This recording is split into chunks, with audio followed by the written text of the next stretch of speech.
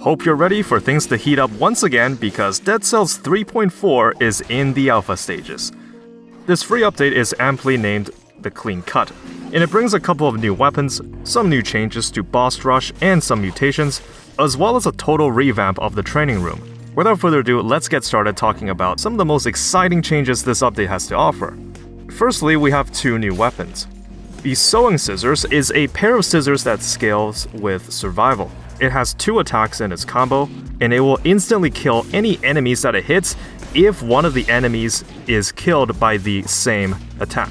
It's a little bit hard to understand, so let me demonstrate by showing an example. And the example in question is when I was facing up against an elite, because the scissors is really effective against elite enemies. So I come across this twin elite monster, and by killing the harpy that is in front of it, because I dealt a fatal blow to an enemy during this attack, and that I also caught the elites with the same attack, those same elites will also be ripped to shreds. And yeah, as you can see, there is a pretty unique animation where you literally cut your foes into 2 pieces. The other new weapon is the Giant Comb. It is a brutality weapon that deals critical damage to enemies that are not grounded.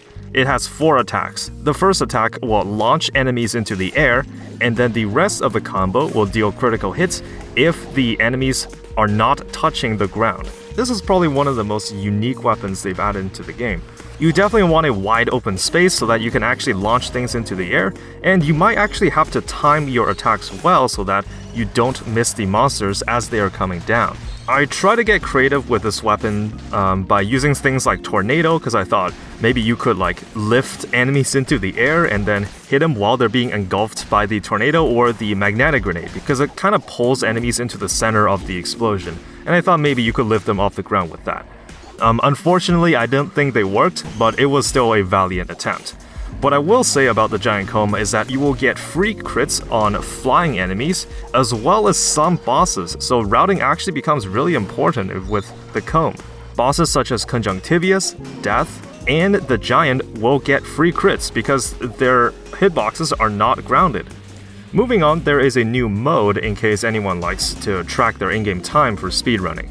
For the boss rush, there is now a new DIY mode, in which you can choose whatever boss you want to face in that particular boss rush. In addition, the 3 new bosses from the Castlevania DLC have also been added to the boss rush, as well as the training room. And this part of the update surprised me the most, but if you step into the training room now, it is almost unrecognizable from its previous counterparts. First of all, you can actually choose the biome difficulty now. You can also freely choose your weapons, as well as having the opportunity to turn them colorless. You can then also choose the amount of scrolls you want to allocate, in case you want to practice against monsters or bosses during the endgame or something. The training room layout itself has also been revamped, so you'll also find some new options for you to play with. Now, on to the reworks, and some of these are pretty drastic. Combo now has an actual meter. So when you hit an enemy with a melee strike, a multiplier will appear on your screen telling how much damage boost you have obtained just from keeping up the combo. It will be reset whenever you don't hit something within a 2.5 second time frame, or if you get hit yourself. Tainted Flask. It can recharge even if your flask is not empty. They've also added 1 more elite into every biome. Networking got a pretty big upgrade. You can mark enemies with just range attacks now, so it doesn't have to be an arrow. Given that a lot of recent ranged weapons don't actually fire arrows, it's a lot easier to proc the effect of networking now. The Berserker mutation now stacks up to 90% of damage resistance and makes you immune to stuns.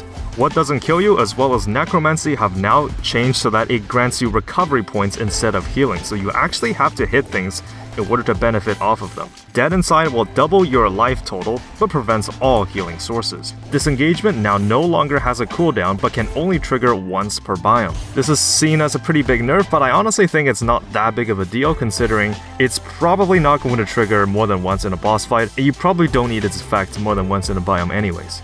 The slow status effect has now been changed a little bit. Slow now stacks up to 5 times. Each stack will give a greater slowing effect, and when it reaches 5 stacks, then the enemy in question is frozen. The Mimic can now appear randomly in shops outside of the bank biome. No, God! Okay, this is pretty evil if I'm gonna be honest. There are some other weapons and monster changes, but they're pretty minor, so I'll leave it up to you to read the full patch notes. Really excited for this one, and I'll also be releasing an updated biome guide later this week. Thanks for watching and have fun with the game.